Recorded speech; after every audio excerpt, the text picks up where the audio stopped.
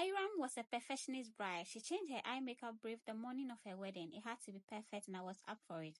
From the onset, it was clear that everything mattered to her. Every detail, every brush stroke mattered to her when it came to her eye makeup. The initial discussion we had was a matte eye that should be a little bit smoky but not too smoky. But the morning of her wedding, she came with 3 different inspirations that were variations of a cut crease that was consistent with the color pink. So we went over the inspiration that she showed me the morning of her wedding to understand how best that was going to work on her beautiful hooded eyes. So I talked her through it, and then she was someone that was very calm and she was ready to listen to what I had to say and my recommendation, in as much as she wasn't hesitating to express what she wanted for her eye makeup. So we went over the cut crease look, and then I explained to her what would best work for her eye look. And at that moment, I knew exactly the kind of eye look I was going to create for EYRAM. Even during the base work creation, we had to pause and go through the brief of the eye makeup again because it was something that was very important to her, how she wanted her eyes to look for her white wedding. When it came to her base work, she was calm, she was relaxed, she trusted me. The only request she made was that she wanted a long-lasting makeup.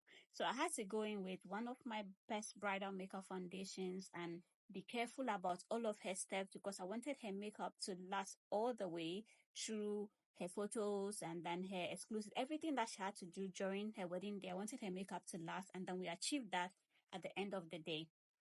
So as I was doing her base work, I was at the point where I needed to brighten her under eyes. So I decided to go in with a very bright powder for her under eyes. Then she also requested to have this blushy finish. So I went in with a very pink finish because the eye look we're going to go for had this pink hues in them. So I decided to make sure that correlates with the blush that we were doing.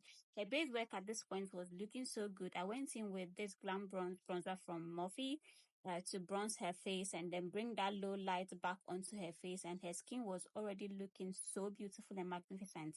So went in with her powder shade. I used this 3 shades of powder from Fenty to lock in all of the cream base that I did. Went back in to touch up her blush because I wanted that pink blush to really show on her cheeks, and then I sprayed down her base, and then I went in to bake her under eyes with the loose powder. So now I was ready to get started on her eyes. So if you've watched her traditional wedding video, you will notice that the eye look I created was very winged out. It was very smoky.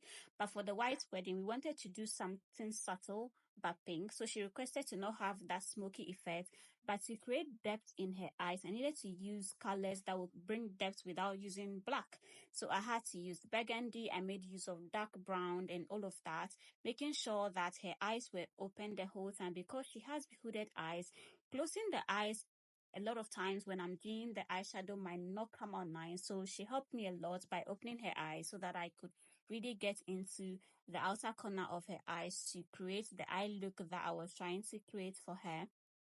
The session with her was very bubbly. She was relaxed throughout her white wedding bridal makeup prep. So I was going in with the burgundy and then a dark shade of brown to create the outer V shade before I go in to create a little bit of shade on top of her hood, but not too much, before I fill in the lid color to create that illusion of having a cut crease, because I wouldn't want to do a very defined cut crease on her hooded eyes, but then want to create a matte eye look that when she closes her eyes to take photos, it will still show as though she has some lid color, but then when she opens her eyes, we will still see a little bit of that. And then I will do this effect on the inner tear duct later on in the process. So at this point, I was done with the outer V. Then I proceeded to use a brown liner to wing it out just a little bit, and with the loose powder, I decided to snatch it a little bit, and we were done with the eye. She looked beautiful.